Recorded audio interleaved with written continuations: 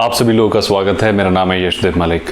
आज की इस वीडियो में मैं आपको बताने वाला हूं किसी भी देश की वर्क वीज़ा फ़ाइल आप खुद कैसे बना सकते हैं, या फिर अगर आप किसी और के थ्रू बना रहे हैं तो उसमें क्या क्या डॉक्यूमेंट्स लगेंगे, डॉक्यूमेंट्स कैसे अरेंज करने हैं, किस तरीके से बनाने हैं, कौन कौन सी कंट्रीज़ के क्या क्या प्रोसेसेस होते हैं। वर्क वीज़ा फ़ाइल तब लगाई जाती है जब आप वर्क वीज़ा अप्लाई करते हैं, सिंपल सी बात है। तो जब आप वर्क वीज़ा की एप्लीकेशन पुट ऑन करते हैं किसी भी एम्बेसी में, कॉन्सुलेट में, कहीं पर भी, तो एक फ़ाइल आपको सबमिट करानी होती है। उसमें क्या क्या डॉक्यूमेंट्स होते हैं, वो कैसे बनते हैं, वही सारी डिटेल्स आज मैं आपको इस छोटी सी वीडियो में देने वाला हूँ। तो अगर आप हमारे नए दर्शक हैं तो इस चैनल को सब्सक्राइब करें, क्योंकि ऐसी इन्फॉर्मेटिव वीडियोस हम बनाते रहते हैं और आगे भी बनाएंगे। इस चैनल पर ढेर सारी आपको वर्क वीज़ा की वीडियोस मिलेगी, इमिग्रेशन की वीडियोस मिलेगी, सिटीजनशिप पीआर के ऊपर भी वीडियोस जो हैं वो अपलोड हो रही हैं। तो I am very much sure आपके सारे क्वेश्चंस के आंसर सारे आपको इस चैनल पर ज़रूर मिलेंगे। तो वर्क वीज़ा की जो फाइल है उसमें क्या क्या डॉक्यूमेंट्स होते हैं, मैंने इसको दो तरीके से कैटेगराइज किया हुआ है। एक तो है जनरल डॉक्यूमेंटेशन, यानी जो जनरल डॉक्यूमेंट्स हैं जो ऑलमोस्ट सभी कंट्रीज़ में चाहिए होते हैं। जिस भी कंट्री में आप अप्लाई करेंगे, चाहे वो कनाडा हो, यूके हो, या आपका यूरोप में शेंगन का कोई भी कंट्री हो, जापान हो, ऑस्ट्रेलिया भी क्यों ना हो, तो उसमें कौन कौन से डॉक्यूमेंट्स हैं जो जनरल कैटेगरी में आते हैं। स्टार्ट करते हैं, बहुत ईजी है। सबसे पहला पासपोर्ट ऑब्वियसली, दूसरा फोटोग्राफ्स, तीसरा आपका बायोडाटा।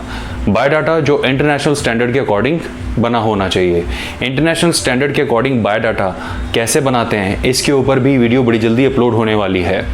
उसके साथ कवर लेटर, कवर लेटर के ऊपर स्टारफिश ट्रैवल के चैनल पर वीडियो अपलोडेड है, लेकिन स्टारफिशर के इस चैनल पर भी कवर लेटर वर्क वीज़ा के लिए कैसे बनाते हैं उसकी वीडियो बड़ी जल्द आने वाली है। उसके अलावा आपके मेडिकल डॉक्यूमेंट्स, यानी आप मेडिकली बिल्कुल फिट एंड फाइन हैं। आपके पुलिस के डॉक्यूमेंट्स, जिसे हम PCR कहते हैं, यानी पुलिस क्लियरेंस रिपोर्ट, वो आपकी होनी चाहिए कि आपके पास कोई क्रिमिनल एक्टिविटी में इन्वॉल्वमेंट नहीं है। आपके प्रोफेशनल डॉक्यूमेंट, यानी आपने कहाँ कहाँ जॉब करी है, जहाँ भी जॉब करी है उसके प्रूफ हो। प्रूफ में क्या शो कर सकते हैं, वहाँ का offer letter with relieving letter, या वहाँ पर आपने जो सैलरी स्लिप्स ली है वो, या वर्क एक्सपीरियंस सर्टिफिकेट या वर्क एक्सपीरियंस लेटर, ये भी आप ले सकते हैं। इसके साथ आपने जहाँ से भी पढ़ाई करी है, जो भी आपके एजुकेशनल क्वालिफिकेशंस हैं, उन सभी के कंप्लीट डॉक्यूमेंट्स, यानी आपने अगर 12th किया है तो उसकी मार्कशीट एंड सर्टिफिकेट, ग्रेजुएशन किया है तो मार्कशीट विद सर्टिफिकेट्स आप लगा सकते हैं, पोस्ट ग्रेजुएशन किया हुआ है, PhD किया हुआ है, कुछ भी किया हुआ है, वो सारे डॉक्यूमेंट्स विद मार्कशीट होने चाहिए। ये सारे डॉक्यूमेंट्स आते हैं जनरल कैटेगरी में कि ये मोर और लेस हर जगह रिक्वायर्ड होते ही होते हैं। उसके अलावा दूसरा कैटेगरी जो है वो है एक्सक्लूसिव डॉक्यूमेंट्स, यानी कुछ ऐसी एम्बेसीज हैं वो कहती हैं अपने अकॉर्डिंग कि हमारे अकॉर्डिंग आपके ये एक्स्ट्रा डॉक्यूमेंट्स लगेंगे। जैसे अगर हम जापान की बात करें तो जापान कहता है कि आपके पास सर्टिफिकेट ऑफ एलिजिबिलिटी भी होना चाहिए, जो ये डिक्लेयर करते हैं कि आप जापान के अंदर काम करने के लिए बिल्कुल फिट हैं और आप एलिजिबल हैं। वो सर्टिफिकेट ऑफ एलिजिबिलिटी लेना होता है, वो मैंडेटरी है। ऐसे नॉर्वे का अपना अलग रूल है। नॉर्वे कहता है कि आपके पास रेजिडेंसी परमिट होना चाहिए, तभी हम आपको वर्क वीज़ा देंगे। यानी आपको वहाँ के लिए एक्सक्लूसिव डॉक्यूमेंट नॉर्वे का क्या हुआ, जैसे जापान का हो गया वर्क सर्टिफिकेट या सर्टिफिकेट ऑफ एलिजिबिलिटी, ऐसे नॉर्वे का हो गया कि आपके पास रेजिडेंसी परमिट होना चाहिए। ऐसे ही काफ़ी सारे देश हैं जिनके अलग अलग एक्सक्लूसिव डॉक्यूमेंट हैं, बट मोर और लेस यही सारे डॉक्यूमेंट्स होते हैं जो आप वर्क वीज़ा फाइल में लगाते हैं। तो शुरू करते हैं कि आप बायोडाटा कैसे बनाते हैं। बायोडाटा बहुत ही सिंपल होता है। इंटरनेशनल स्टैंडर्ड के अकॉर्डिंग जो डिटेल में है वो तो जब आएगा तो आएगा, मैं आपको एक आइडिया दे देता हूँ। उसमें आपकी एक फोटोग्राफ होती है जो आपने बायोडाटा में पेस्ट करनी है, ज़रूर पेस्ट करनी है। कुछ फॉर्मेट्स आपने देखे होंगे जिसमें फोटोग्राफ्स नहीं होती, लेकिन मेरा पर्सनल सजेशन रहेगा कि उसमें आप फोटोग्राफ अपनी लगाएं जो बहुत ही पॉजिटिव होनी चाहिए। आप कॉन्फिडेंटली स्माइल करके, हल्की सी स्माइल के साथ, वेल ड्रेस्ड, वेल ग्रूम्ड, वहाँ पे आप अपनी फ़ोटो आपकी लगनी होनी चाहिए। आपका उसमें वो ना लिखें ऑब्जेक्टिव कि मेरे को लाइफ में ये करना है to become the company strength, वो घिसे पिटे जो आज से पता नहीं कितने साल पहले कंसेप्ट चल रहे थे, लाइनें चल रही थी, वही चल रही हैं, वो नहीं करना है। आप उसमें बिल्कुल अपना एक सिंपल सा इंट्रोडक्शन लिखें, जैसे my name is mister X and I am looking to work in your company because I think that my profile matches with your company. हाँ, ये बहुत इंपॉर्टेंट है कि आपने वैकेंसीज वहीं अप्लाई करनी है जहाँ के लिए आप एलिजिबल हो, जहाँ के लिए आप क्वालिफाइड हो। उन्होंने लिखा हुआ है कि हमें इस प्रोफेशन का, इस बैकग्राउंड का बंदा चाहिए, तो अगर आप हैं तो अप्लाई कर सकते हैं, लेकिन कुछ लोगों की आदत है कि जहाँ वैकेंसी देखी अपना सीधा एप्लीकेशन भेज दिया बिना सोचे समझे कि आप वहाँ के लिए क्वालिफाइड हैं कि नहीं। तो क्वालिफाइड होना सबसे पहली रिक्वायरमेंट है। अगर आप क्वालिफाइड है तो आप ये लिखिए, because I am qualified for the vacancy you have posted, simple. दूसरा, माई क्वालिफिकेशंस आर, पॉइंट वाइज सबसे ऊपर सबसे बड़ी डिग्री के बारे में लिखें। जैसे मान लीजिए आपने मास्टर्स किया हुआ है तो उसके बारे में लिखें, फिर बैचलर्स के बारे में लिखें, फिर सीनियर सेकेंडरी के बारे में लिखें, फिर उसके बाद नेक्स्ट कॉलम आ जाएगा माई वर्क एक्सपीरियंस, उसमें भी लिखें विथ स्पेसिफिक डेट। ऐसे नहीं 2000 से 10 से 12 मैंने यहाँ काम किया है, नो, इंटरनेशनल स्टैंडर्ड में ऐसे नहीं चलता। आपको प्रॉपर डेट लिखनी होगी कि मैंने 10 अक्टूबर 2010 से 20 अक्टूबर 2012 तक यहाँ पे जॉब किया। फिर उसके बाद नेक्स्ट जॉब मैंने 14 नवंबर को ली। अंडरस्टूड, 1 महीने का आपने गैप दे दिया होगा, लेकिन प्रॉपरली स्पेसिफिक डेट्स आपकी मेंशन होनी चाहिए। ये भी बहुत बड़ा फ्लॉ है जो लोग सिर्फ ईयर मेंशन कर देते हैं या फिर एटमोस्ट मंथ मेंशन कर देते हैं। अगर आप अपने प्रोफाइल को स्ट्रांग बनाना चाहते हैं तो उसमें प्रॉपर डेट्स मेंशन जरूर कीजिए। वो सारी वहाँ पे जो भी चीज़ें लिखी हैं, देखिए हमने कॉलम बनाए हैं, आपने एजुकेशन का कॉलम बनाया कि मैंने मास्टर्स किया, बैचलर्स किया है, उसके प्रूफ होने चाहिए जैसा कि अभी हम डिस्कस कर रहे थे।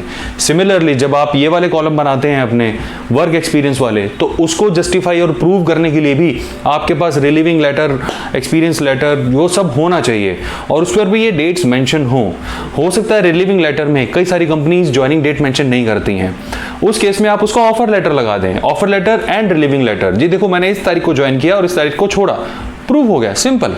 तो ये आपने डॉक्यूमेंट साथ में जरूर लगाने हैं जब भी आप अपनी प्रोफाइल बनाते हैं या बायोडाटा भी लिखते हैं तो उसमें भी लिखना होगा। नेक्स्ट कॉलम आ जाएगा पर्सनल डिटेल्स का।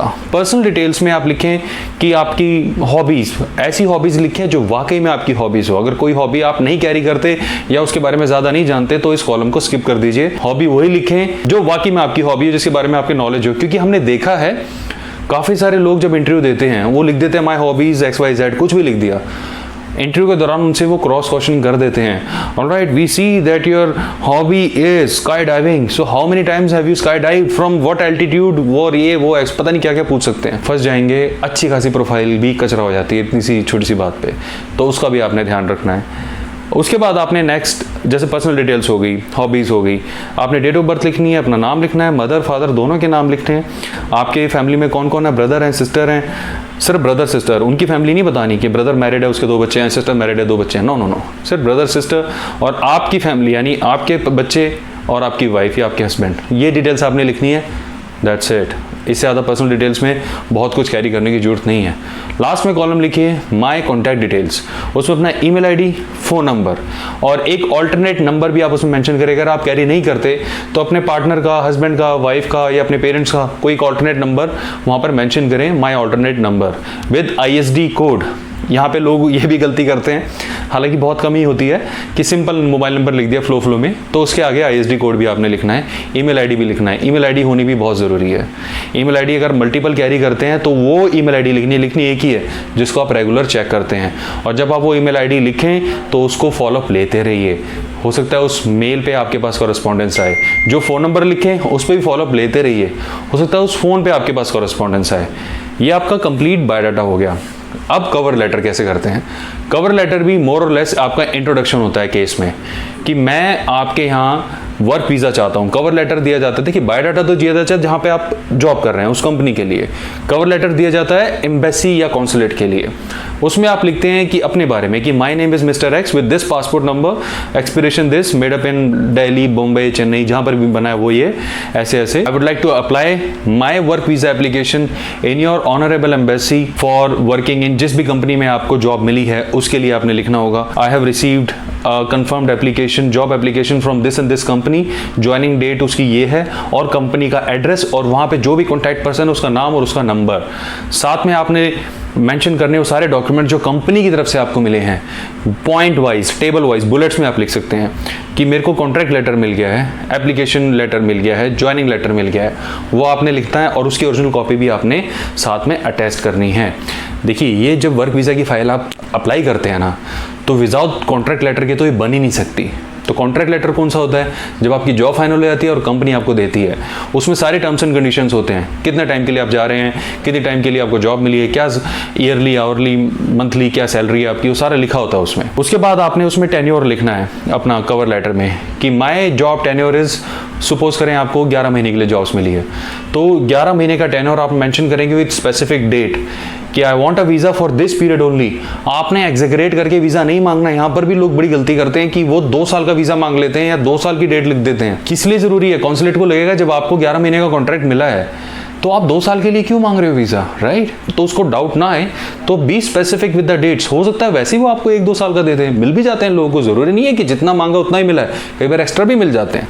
तो आपने वही कैरी ऑन करना है जो आपको कॉन्ट्रैक्ट लेटर में मिला हुआ है। I have also attached my medical and my police documents for your kind references. और जो भी डॉक्यूमेंट्स आप लगा रहे हैं वो पूरी लिस्ट उसमें मेंशन करें, स्टार्टिंग फ्रॉम पासपोर्ट, फोटोज़, जैसे जो जनरल डॉक्यूमेंट्स अभी हम डिस्कस कर रहे थे, वो पूरी बुलेट वाइज, टेबल वाइज उसमें आप मेंशन करें। वो मेंशन होना बहुत ज़रूरी है। अगर वो मेंशन नहीं हुआ ठीक से और डॉक्यूमेंट्स आपके मिस हो गए, कई बार ऐसा होता है काउंसलर आपके कवर लेटर से जज कर लेता है कि आपने कितने अच्छे से उसमें एक्सप्लेनेशन डाली हुई है। अगर उसमें अच्छे से एक्सप्लेनेशन डाली हुई है तो अच्छा है, यानी आपने पूरी तरीके से वेल प्रिपेयर्ड करा है, कहीं ना कहीं ये आपके पॉजिटिव में ही जाता है। और उसके अलावा जो एक्सक्लूसिव डॉक्यूमेंट्स हैं जो हमने वीडियो के स्टार्टिंग में डिस्कस करे थे, वो कैसे बनते हैं, वो सारे डॉक्यूमेंट्स बताना हर कंट्रीज़ के इस वीडियो में पॉसिबल नहीं है। वो इस चैनल पे हर वीडियो के, हर कंट्री की, आपको ऑलमोस्ट सभी कंट्रीज़ की इसमें आपको वर्क वीज़ा की वीडियोस मिलेंगी। अगर आपकी सिलेक्टेड कंट्री की वीडियो नहीं भी है तो वो बड़ी जल्द अपलोड हो जाएगी, आप उसमें कमेंट में रिक्वेस्ट डाल दीजिएगा। तो उसमें जाके आप सीख सकते हैं कि वो उनके कैसे डॉक्यूमेंट्स हैं, कौन कौन से डॉक्यूमेंट्स हैं और उसको कैसे बनाना है। बहुत ही सिंपल है। तो ये वर्क वीज़ा का सिंपल सा फॉर्मेट है, ये फाइलिंग का सिंपल सा फॉर्मेट है। उसके बाद आपको अपॉइंटमेंट लेनी है, ये file as it is appointment की डेट पे on the time, right time जाके आपको सबमिट करा देनी है। अभी तो वर्क वीज़ा एप्लीकेशंस काफ़ी सारी कंट्रीज़ की रिज्यूम नहीं हुई हैं, लेकिन बड़ी जल्दी वो रिज्यूम हो जाएंगी। तो अगर आप प्रिपरेशन करना चाहते हैं तो ये बड़ा अच्छा टाइम है, आपके पास टाइम भी है और अपॉर्चुनिटी भी है। आने वाले टाइम में I am very much sure work visa की एप्लीकेशंस बहुत अच्छे से अप्रूवल और सक्सेस में आएंगी। तो अपना समय देने के लिए बहुत बहुत धन्यवाद। आपका दिन शुभ रहे। Bye bye.